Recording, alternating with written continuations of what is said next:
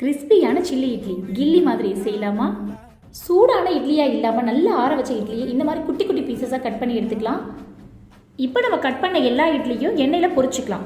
ஒரு கடாயில் தேவையான அளவுக்கு எண்ணெய் ஊற்றி எண்ணெய் நல்லா சூடானதுக்கப்புறமா நம்ம கட் பண்ணி வச்சிருக்கிற இட்லிஸ் அதில் போட்டு பொன்னிறமாக பொரிச்சு எடுத்துக்கலாம். இன்னும் ஒரு கடாயில் கொஞ்சமாக எண்ணெய் ஊற்றி பொடியாக நறுக்கின இஞ்சி பூண்டு இது ரெண்டுத்தையும் சேர்த்து நல்லா வறுத்துக்கலாம். இஞ்சி பூண்டு கோல்டன் ப்ரௌன் கலர் வர வரைக்கும் வறுத்துக்கலாம். அடுத்ததாக இதில் 2 பெரிய சைஸ் வெங்காயத்தை பெருசாக கட் பண்ணி வச்சுருக்கேன், அதையும் சேர்த்து வதக்கிக்கலாம். வெங்காயம் நல்லா வதங்கிருச்சு. ஒரு தக்காளியை நல்லா பேஸ்ட் மாதிரி அரைச்சி எடுத்துருக்கேன், அதையும் இதில் சேர்த்து வதக்கிக்கலாம். தக்காளியும் நல்லா வதங்கிருச்சு. 1/2 டீஸ்பூன் மிளகாய் பொடி, 1/4 டீஸ்பூன் கரம் மசாலா, கூடவே கொஞ்சமாக உப்பு சேர்த்துக்கோங்க. எல்லாத்தையும் சேர்த்து நல்லா வதக்கி விட்டுக்கலாம். இந்த நேரத்தில் நம்ம சில்லி சாஸோ சோயா சாஸோ இல்லை டொமேட்டோ சாஸோ எதுவுமே நம்ம யூஸ் பண்ண போகிறதில்ல. மசாலா போட்டதுக்கப்புறமா ட்ரையாக இருக்கிறதுக்காக லைட்டாக தண்ணி தெளிச்சிக்கிறேன். தண்ணி தெளிச்சு இந்த மாதிரி மிக்ஸ் பண்ணிவிட்டு நம்ம பொரிச்சு வச்ச இட்லியே இதுக்குள்ளே போட்டுடலாம். இட்லி ரொம்ப கிறிஸ்பியாக இருக்கிறதால மசாலா லைட்டாக ஒட்டாத மாதிரி இருக்கும். அதனால ஸ்டவ்வை மீடியம் ஃப்ளேமில் வச்சு பொடியாக நறுக்கின கொத்தமல்லியை போட்டு இன்னும் கொஞ்சம் நேரம் மிக்ஸ் பண்ணி விட்டுக்கலாம்.